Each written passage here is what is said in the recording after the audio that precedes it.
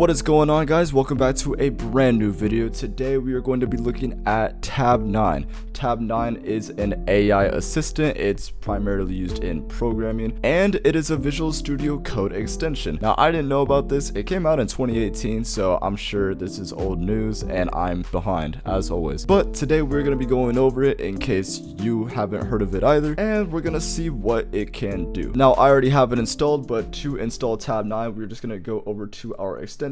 You're going to look up Tabnine and you're going to click install. When you hit that install button, it's not immediately going to be active. You have to sign into a Tabnine account or create a Tabnine account. Once you've done that, you'll be redirected back to Visual Studio Code where you'll choose an AI model. There are 4 models that you can choose from. You have 2 ChatGPT models as well as 2 Tabnine models. 3 out of the 4 models are not secure on your data though. Not only will Tabnine or ChatGPT use this data for its own training, but your code will not be private.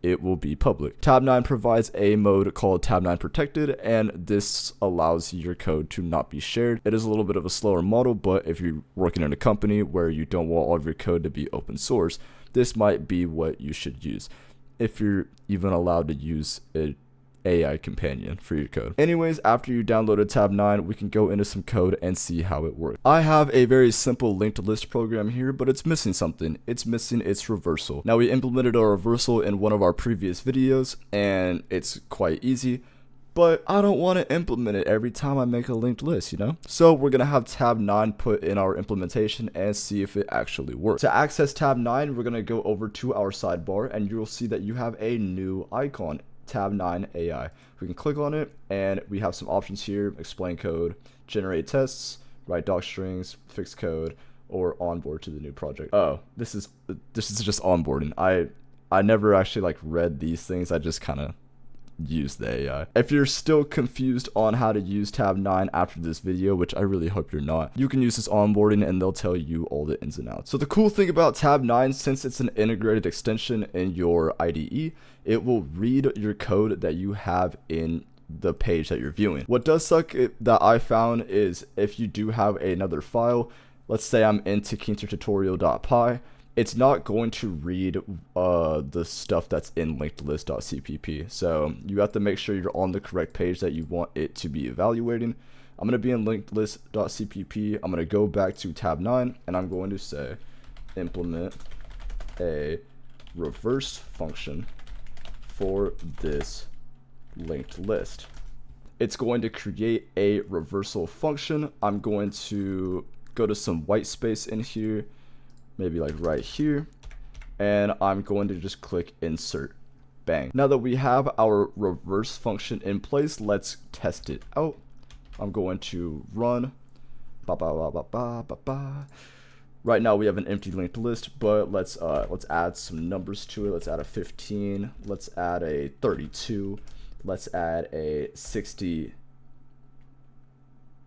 Let's add a 4. And let's add a 1. So here is our linked list, and if we see, we have a reversal button. I implemented the reversal button, but it calls this function right here. So let's click 4, bang, and our function is reverse. So here's our original function: 15, 32, 68, 4, 1, and afterwards it's 1, 4, 68, 32, 15. As we previously stated, it doesn't just generate code, it can also explain code. So if I say, what does our main function do? It's going to analyze the code and it's going to say that we have some options for our linked list, which is true. We have an add, like enter data. We have a remove. Oh wow, wait, I thought I was wrong for a second. No, it's right. We have a remove node. We have a find node, and we also have our reversal, and we have our quit or exit, as it states right here. When the user selects an option, the program prompts them for necessary information, data for adding to a node, index for removing a node. Based on the user selection, the program performs the appropriate operation. So you might be thinking, well, this is pretty simple. Like a first year computer science student could tell you all the things that Tabnine could tell you. But let's go into a different project. Let's open my AI project, which is, oh, wow, how long are we at now? 360 lines of code. Not too bad. Not too bad. Let's see if we can extract a function out of here. Let's say, what does select AI do? That's kind of a broad question. I'm not looking for a long answer. We want something a little bit short. Let's say, what does the canvas method do? The canvas method creates a new window for the Tkinter GUI. It takes several arguments, including the window's width, height, and background color. We got width, height, background colors somewhere in here. Oh wait, no, I'm looking at the wrong canvas. Our canvas is called canvas. Yeah, width, height, background color. Nice. Let's do explain the send function. The send function is used to send the user's message to the OpenAI's API and display the response in the GUI. It takes the user's message as an argument, true, and calls the chat function, true, which sends the message to the API and returns a response. The response is then displayed in the GUI using the insert method. True. See, it's doing better than me, and I wrote this damn program. So it's not always 100% accurate, and it's also not going to replace programmers, but it is a great tool to use if you're learning a new language or if you're just confused on what certain methods do. I've been making a website lately, and in the CSS, I'm like, how does a flexbox work? A lot of these questions I could just look up on the internet. I could just go on Stack Overflow.